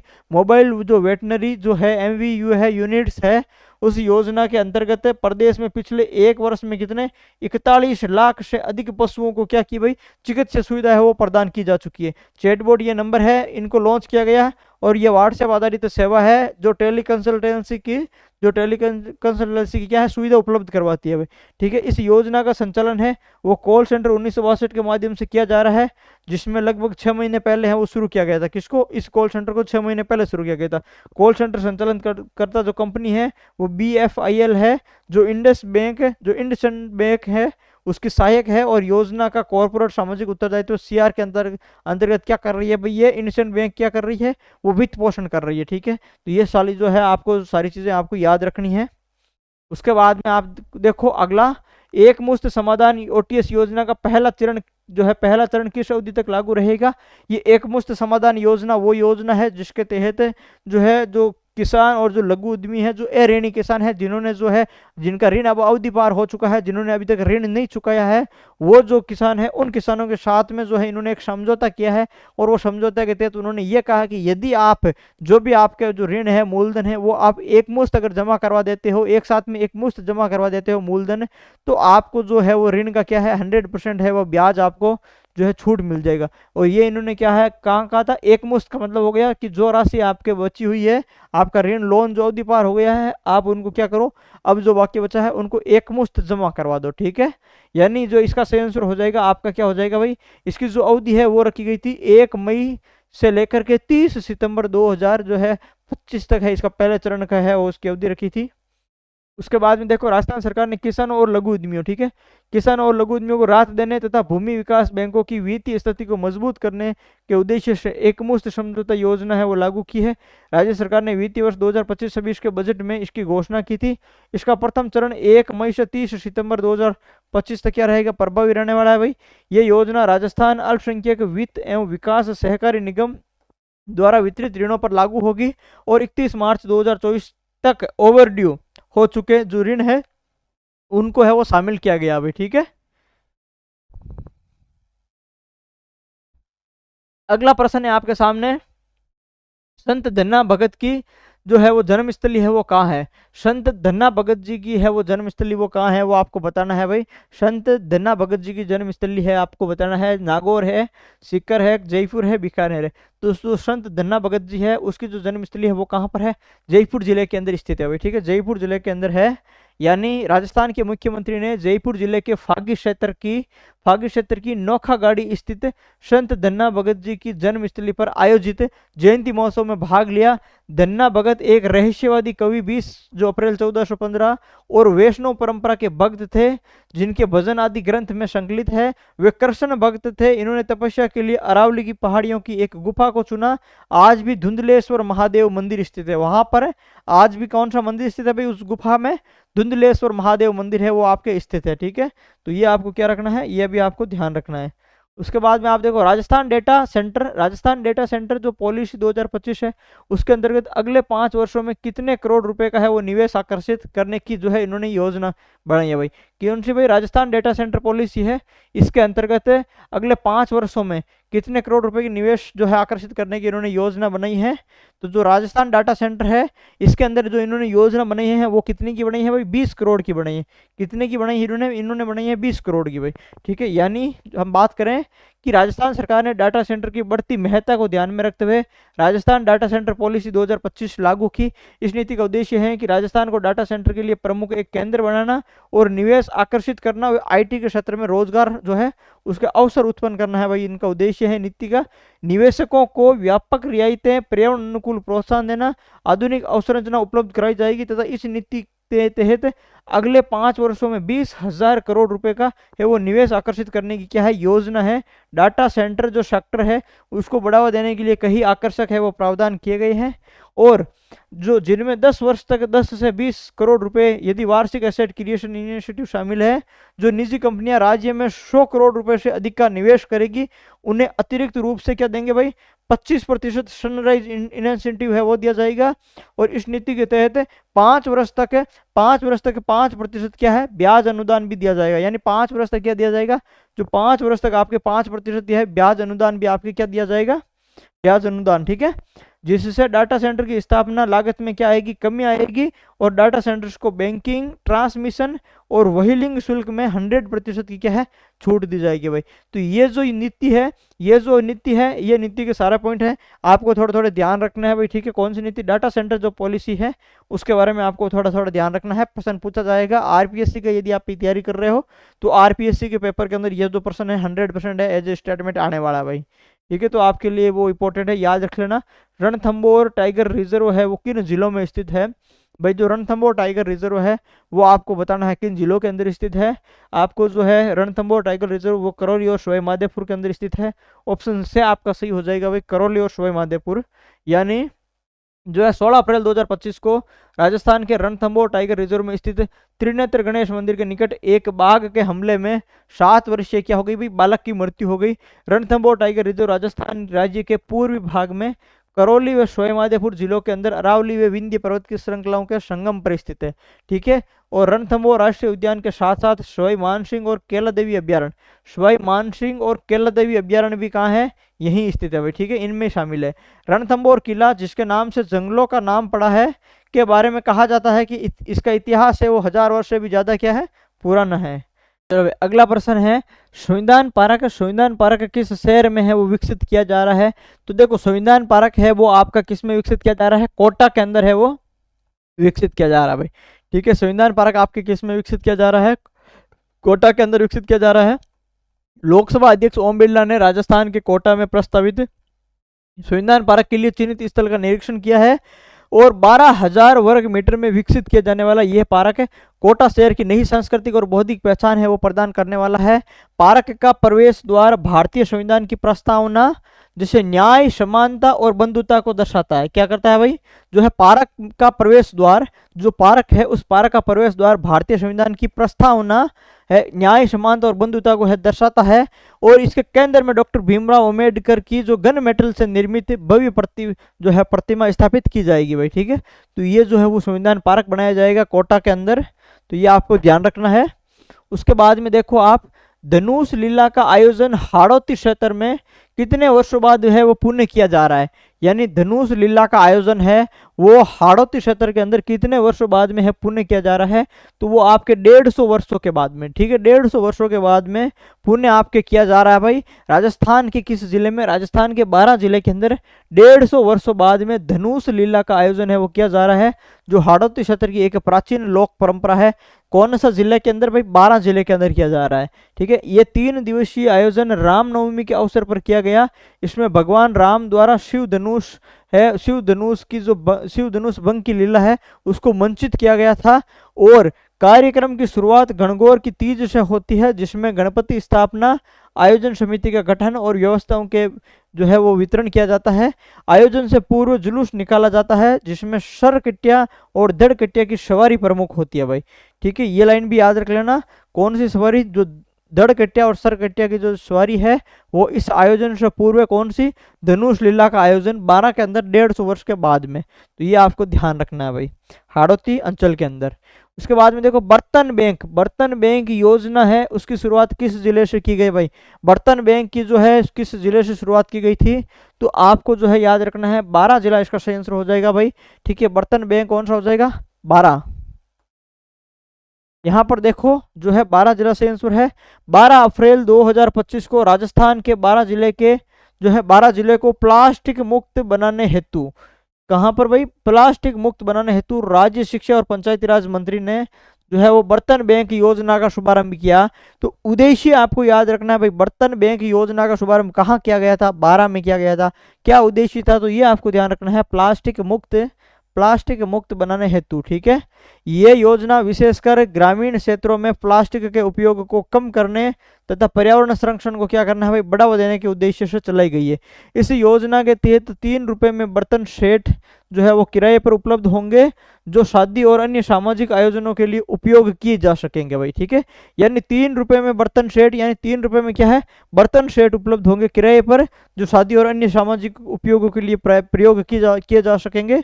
ठीक है, जो है प्रारंभ में 24 ग्राम पंचायतों को शामिल किया गया और भविष्य में सभी ग्राम पंचायतों में बर्तन बैंक स्थापित किए जाएंगे। हर बर्तन पर ग्राम पंचायत का नाम और स्वच्छ भारत मिशन अंकित किया जाएगा भाई। और विशेष वर्गों जैसे बीपीएल, अनुसूचित जाति जनजाति, दिव्यांगजन को किराए में 50% की छूट मिलेगी।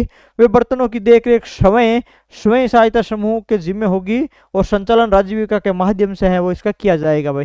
ठीक है, तो ये क्या बात कर रहे हैं कि 24 ग्राम पंचायतों को है इसके अंदर शामिल किया गया है। 3 रुपए में जो है वो बर्तन सेट किराए पर उपलब्ध होंगे, जो शादी और सामाजिक जो आयोजनों के लिए लेके जाते हैं वो बर्तन की बात कर रहे हैं। 12 जिले को प्लास्टिक मुक्त बनाने के उद्देश्य से है उन्होंने ये अभियान है वो चलाया है। ठीक है, बर्तन बैंक है वो खोला है। अब आप देखो कि मृदा खाद स्वराज अभियान मुख्य रूप से किस क्षेत्र में लागू है वो किया जा रहा है। मृदा खाद स्वराज अभियान की बात कर रहे हैं ये, तो ये मुख्य रूप से आपके जो है किसके अंदर भाई, दक्षिण राजस्थान के अंदर। ठीक है, से आपका सही आंसर हो जाएगा, दक्षिण राजस्थान के अंदर क्या कर रहे हैं, इसका है वो लागू किया रहे हैं। ठीक है, मृदा स्वास्थ्य स्वराज अभियान। उसके बाद में आप देखो राजस्थान के दक्षिणी क्षेत्र विशेष रूप से आदिवासी बहुल क्षेत्रों में मृदा एवं खाद स्वराज अभियान के माध्यम से मृदा स्वास्थ्य में सुधार की दिशा में महत्वपूर्ण पहल की जा रही है। इसका उद्देश्य क्या है, मृदा स्वास्थ्य में सुधार लाना, जैविक खेती को बढ़ावा देना, ग्रामीण महिलाओं को खेती और नेतृत्व में सशक्त बनाना, स्थानीय संसाधनों के बेहतर उपयोग एवं आत्मनिर्भरता की दिशा में एक मजबूत कदम है। यह अभियान राजस्थान, गुजरात और मध्य प्रदेश के त्रिसंगम पर स्थित 6 आदिवासी बहुल जिलों को है वो कवर करेगा भाई। यानी राजस्थान, मध्य प्रदेश जो त्रिसंगम है, गुजरात, उन त्रिसंगम पर स्थित 6 आदिवासी बहुल जिले हैं उनको कवर करेगा भाई। कितने जिले, 6 जिले। ठीक है, दक्षिणी राजस्थान के बांसवाड़ा और आसपास के क्षेत्रों में इसका मुख्य क्रियान्वयन है वो किया जा रहा है। ठीक है, तो ये भी आपको है याद रखना है भाई, मृदा एवं खाद स्वराज अभियान है, आपको याद रखना है भाई। ठीक है, अगला प्रश्न देखो, थार रेगिस्तान में हरियाली की वार्षिक वृद्धि दर है वो क्या दर्ज किया भाई। थार रेगिस्तान है उसके अंदर हरियाली की जो वार्षिक वृद्धि दर है वो क्या दर्ज की गई है, आपके 38% दर्ज की गई है। बी ऑप्शन आपके क्या है, जो वार्षिक वृद्धि दर हरियाली की बात कर रहे हैं। ठीक है, 38, यानी जो है एक नए अध्ययन के अनुसार भारत के थार रेगिस्तान में विगत 2 दशकों यानी विगत 20 वर्ष की बात कर रहे हैं, उसके अंदर मानसूनी वर्षा में वृद्धि हुई है और कृषि प्रसार के चलते हरियाली यानी ग्रीनिंग में प्रति वर्ष है वो 38% की क्या है वार्षिक वृद्धि दर्ज की गई है। ये भारतीय उपमहाद्वीप पर रेत की पहाड़ियों सैंड हिल्स का एक शुष्क क्षेत्र है। यह उत्तर पश्चिमी भारत, राजस्थान, गुजरात, पंजाब, हरियाणा और दक्षिण पूर्वी पाकिस्तान, सिंध, पंजाब में जो है आपके 2 लाख वर्ग किलोमीटर के क्षेत्र में फैला हुआ है। इसकी सीमा पश्चिम में सिंधु नदी के मैदान और उत्तर या उत्तर पूर्व में पंजाब के मैदान, या दक्षिण पूर्व में अरावली पर्वतमाला वे दक्षिण में आपके कच्छ के मैदान से लगती है। तो ये आपकी सीमा है, इसका भी थोड़ा है आपको ध्यान रखना है, ज्योग्राफी का जो है ये पार्ट है। ठीक है, उसके बाद में आप देखो अगला, राम जल सेतु लिंक परियोजना। राम जल सेतु लिंक परियोजना के अंतर्गत इसरदा बांध से रामगढ़ बांध तक कुल कितनी दूरी में जल आपूर्ति है वो की जाएगी। यानी राम जल सेतु लिंक परियोजना है, उससे ये कह रहे हैं कहां पर, इसरदा बांध से लेकर के रामगढ़ बांध, ठीक है, इसरदा बांध से लेकर के रामगढ़ बांध तक कुल कितनी दूरी में जल आपूर्ति की जाएगी भाई। तो यहां पर सही आंसर हो जाएगा आपकी 120 किलोमीटर की दूरी पर क्या किया जाएगा, जल आपूर्ति है वो की जाएगी भाई। ठीक है, आगे देखो 120 किलोमीटर हो गया। 11 अप्रैल 2025 को राजस्थान के जल संसाधन मंत्री ने रामगढ़ बांध के विभिन्न मरम्मत एवं सौंदर्यीकरण कार्यों का जो है वो शिलान्यास किया है। रामगढ़ बांध, ठीक है, रामगढ़ बांध के पुनरुद्धार के लिए बजट घोषणा 2024-25 के तहत में 252 लाख रुपए क्या है स्वीकृत किए गए हैं। और ये कार्य कितने जो है महीने में होना है, 12 महीनों के अंदर पूर्ण होना है। रामजल सेतु लिंक परियोजना, रामजल सेतु लिंक परियोजना के तहत इसरदा बांध से आपके रामगढ़ बांध तक पानी लाने की योजना बनाई है। इस परियोजना के अंतर्गत 120 किलोमीटर की दूरी में से 35 किलोमीटर आपके नहर द्वारा और 85 किलोमीटर है वो आपके पाइपलाइन के द्वारा जल आपूर्ति की जाएगी। यानी 35 किलोमीटर नहर और बाकी आगे जो 85 किलोमीटर है वो आपके पाइपलाइन के माध्यम से किया जाएगा। जोड़ेंगे किनको, इसरदा और रामगढ़ बांध को। योजना का नाम है रामजल सेतु लिंक परियोजना। ठीक है, दोनों चीज आपको याद रखनी है भाई। उसके बाद में आप देखो आगे रामदेवरा गोडाउन संरक्षण केंद्र। ठीक है, रामदेवरा गोडाउन संरक्षण केंद्र की स्थापना है वो कब हुई है भाई। ठीक है, रामदेवरा गोडाउन जो संरक्षण केंद्र है उसकी स्थापना आपके कब हुई है, इसकी स्थापना आपके 2022 में हुई थी। छह ऑप्शन आपका क्या है इसका सही आंसर हो जाएगा भाई आपका। ठीक है, यानी 2022 में राजस्थान के जैसलमेर जिले में स्थित रामदेवरा गोडाउन संरक्षण केंद्र में पहली बार कृत्रिम प्रजनन से एक चूजे ने है वो जन्म लिया है। यानी जैसलमेर में स्थित रामदेवरा गोडाउन संरक्षण जो प्रजनन केंद्र है, पहली बार यहाँ पर क्या है एक कृत्रिम प्रजनन से, पहली बार कृत्रिम प्रजनन से एक चूजे ने क्या लिया है, जन्म लिया है। इस जन्म के साथ ही कैप्टिव ब्रीडिंग, इस जन्म के साथ में ही कैप्टिव ब्रीडिंग से जन्मे गोडाउन की कुल संख्या अब कितनी हो गई है, 51 हो गई है भाई, याद रख लेना। ठीक है, 51 हो गई है इनकी संख्या। चूजे का जन्म एक प्राकृतिक संभोग प्रक्रिया के जरिए हुआ है जिसमें मादा जेरी और नर सलखा शामिल थे भाई। ठीक है, मादा का नाम क्या है जेरी और नर का नाम क्या है सलका। जेरी और जो सलका है इनके प्राकृतिक संभोग के चलते जो है ये गोडाउन है इनका जन्म हुआ है। ठीक है, और ये कैप्टिव ब्रीडिंग जिसको बोलते हैं, अब तक कितने भाई 51 गोडाउन हो चुके हैं। ठीक है, इस कार्यक्रम को wild life institute for India WII, राज्य वन विभाग और अबू धाबी स्थित इंटरनेशनल फंड फॉर जो है हाउबोरा कंजर्वेशन है उनके सहयोग से वो संचालित किया जा रहा है भाई। तो ये योजना का नाम भी आपको याद रखना है। रामदेवरा संरक्षण केंद्र 2022 में स्थापित किया गया था। डेजर्ट नेशनल पार्क के ये जो पास में स्थित है, यहाँ पर जो गोडाउन का क्या है ये प्राकृतिक आवास है भाई। डेजर्ट नेशनल पार्क है वो गोडाउन का क्या है, आपके गोडाउन का प्राकृतिक आवास है। ठीक है, चित्तौड़गढ़ किले का निर्माण है वो किस शासक ने करवाया था। ठीक है, अगला प्रश्न है आपका, चित्तौड़गढ़ किले का निर्माण है वो किस शासक ने करवाया था। तो ये आपको जो है वो ध्यान रखना, चित्तौड़गढ़ किले का आप सभी को पता चित्रागंद मौर्य ने करवाया था, चित्रागंद मौर्य ने करवाया था भाई। ठीक है, यानी जो है राजस्थान सरकार ने सर्वोच्च न्यायालय को सूचित किया है कि वे चित्तौड़ किले के 10 किलोमीटर के दायरे में खनन गतिविधियों की क्या करे भाई, पूर्ण प्रतिबंध लगाने पर गंभीरता से विचार कर रही है। राजस्थान के चित्तौड़गढ़ में स्थित है और ये भारत के सबसे विशाल किलों में से एक है। ठीक है, राजस्थान के अंदर चित्तौड़गढ़ में स्थित है और भारत का सबसे जो विशाल किलो है, विशाल किलों की श्रेणी के अंदर ये स्थित है भाई। ठीक है, कौन सा, अपना चित्तौड़गढ़ का। ये किला समुद्र तल से लगभग 180 मीटर ऊंची पहाड़ी पर स्थित है। इस किले का निर्माण 7वीं शताब्दी ईस्वी में स्थानीय मौर्य वंश के शासक चित्रागंद मौर्य है उसके द्वारा करवाया गया था भाई। ठीक है, तो ये भी आपको याद रखना है। उसके बाद में अगला प्रश्न, भारत का पहला सिकिल सेल वेलनेस हब है, सिकिल सेल वेलनेस हब है वो कहाँ खोला गया था। इस प्रश्न पर भी हम पहले चर्चा कर चुके हैं, ये प्रश्न भी हमारे क्या है जो है हम पढ़ चुके हैं भाई। ठीक है, तो सिकिल सेल वेलनेस हब है उसका जो है वो आपका सेंटर के अंदर कहाँ स्थापित किया गया, जयपुर है वो स्थापित, सॉरी उदयपुर है वो स्थापित किया गया। ठीक है, यानी हाल ही में राजस्थान के उदयपुर जिले के बाल चिकित्सा जो है स्थित, बाल चिकित्सालय स्थित सिकिल सेल एक्सीलेंस सेंटर में भारत का पहला सिकिल सेल वेलनेस जो हब है वो स्थापित किया गया था। इसका शुभारंभ राजस्थान के जनजाति मंत्री द्वारा किया गया था। यह हब देश का पहला डिजिटल एक्टिव सेंटर है जो सिकिल सेल रोगियों के लिए स्क्रीनिंग से लेकर के परामर्श तक की है सुविधा प्रदान करता है। इसका प्रमुख उद्देश्य क्या है, जनजाति समुदायों में व्यापक रूप से फैली जो है सिकल सेल जैसी बीमारी को रोकथाम वे समय रहते पहचान और प्रभावी उपचार सुनिश्चित करना भाई। ठीक है, अगला देखो, शाहबाद जंगल, शाहबाद जंगल में पंप स्टोरेज परियोजना के लिए पेड़ों को है वो काटे जाने की योजना के खिलाफ कार्यकर्ताओं का विरोध प्रदर्शन किया जा रहा है। शाहपुर पंप, जो शाहपुर पंप स्टोरेज एंड परियोजना है उसके लिए किस कंपनी की है वो अनुमति दी गई थी, वो आपको बताना है। तो इसका जो सही आंसर हो जाएगा आपका ग्रीनको एनर्जीज प्राइवेट लिमिटेड। ठीक है, डी ऑप्शन आपका सही हो जाएगा, ग्रीनको एनर्जीज प्राइवेट लिमिटेड इसका सही आंसर होने वाला है। अगला आपका जो है आपका क्या है, ग्रीनको एनर्जीज प्राइवेट लिमिटेड है। राजस्थान के शाहबाद जंगल में पंप स्टोरेज परियोजना के लिए पेड़ों को काटे जाने की योजना के खिलाफ कार्यकर्ताओं द्वारा विरोध किया गया था।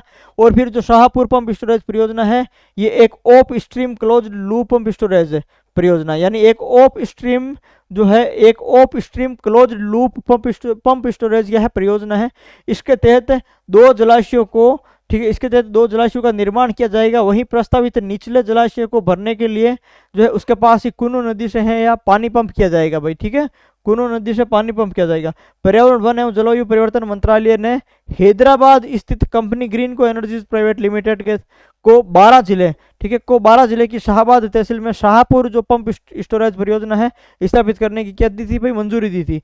ठीक है, ये परियोजना करौली, ठीक है, ये परियोजना करौली, बेंत और मुंगावली गांवों में 600, ठीक है, कौन से कॉलोनी, ठीक है, करौली नहीं, कॉलोनी, बेंत और मुंगावली गांवों में 624 हेक्टेयर भूमि को कवर करती है। इसमें से जो 408 हेक्टेयर है वो जंगल में है। और ये परियोजना क्षेत्र शाहबाद संरक्षण रिजर्व के अंतर्गत आता है भाई। ठीक है, तो यानी सूची 1 के तहत संरक्षित वन्य जीव जो है, संरक्षित वन्य जीवों की क्या है, ये प्रजातियां है भाई। ठीक है, प्रजातियों का क्या है, घर है, संरक्षित वन्य जीव प्रजातियों का क्या है, घर है भाई। ठीक है, अब देखो आपका अगला प्रश्न है मीनाकारी कला का संबंध मुख्यतः किन राज्यों से है भाई। मीनाकारी कला है वो मुख्यतः आपको पता है कि संबंध है अपने गुजरात और राजस्थान से है भाई। ठीक है, कहाँ से भाई, गुजरात और राजस्थान से सर्वाधिक है इनका संबंध है। और जो है थाईलैंड की यात्रा के दौरान प्रधानमंत्री मोदी ने थाईलैंड के प्रधानमंत्री शिवनात्रा के पति पिटक सुकासाओ, ठीक है, इसके पति क्या है, पिटक सुकासाओ को मीनाकारी कला से सजाई गई बाघ आकृति वाले जो है वो कनफ्लिक्ट उपहार है वो दिए हैं। ठीक है, यानी बाघ आकृति वाले जो है वो उपहार दिए हैं मीनाकारी कला से सजाए हुआ। मीनाकारी कला विशेष रूप से राजस्थान और गुजरात राज्यों में प्रचलित है।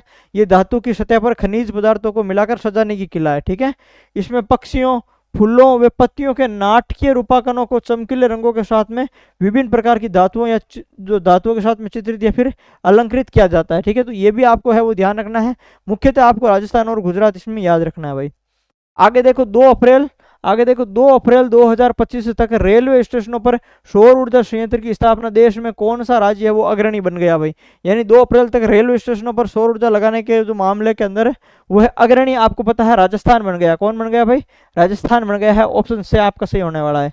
अगला प्रश्न देखो, 2 अप्रैल 2025 को लोकसभा में केंद्रीय जो रेल मंत्री है उसके वक्तव्य के अनुसार राजस्थान सौर ऊर्जा संयंत्रों की स्थापना करने वाला है वो अग्रणी देश बन गया है।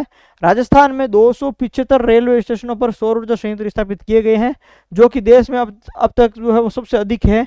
वर्ष 2014-15 से लेकर के 2019-20 के बीच में 73 स्टेशन, 2020-21 से जो है वो फरवरी 2025 के मध्य 200 स्टेशन है वो जोड़े गए हैं। ठीक है, और भारतीय रेलवे ने 2025-26 तक 100% विद्युतीकरण प्राप्त करने का क्या रखा है, लक्ष्य रखा है भाई। ठीक है, 2025-26 तक 100% विद्युतीकरण प्राप्त करने का इन्होंने क्या रखा है, इन्होंने लक्ष्य रखा है भाई। ये चीजें आपको सारी क्या रखनी है, आपको ध्यान रखनी है।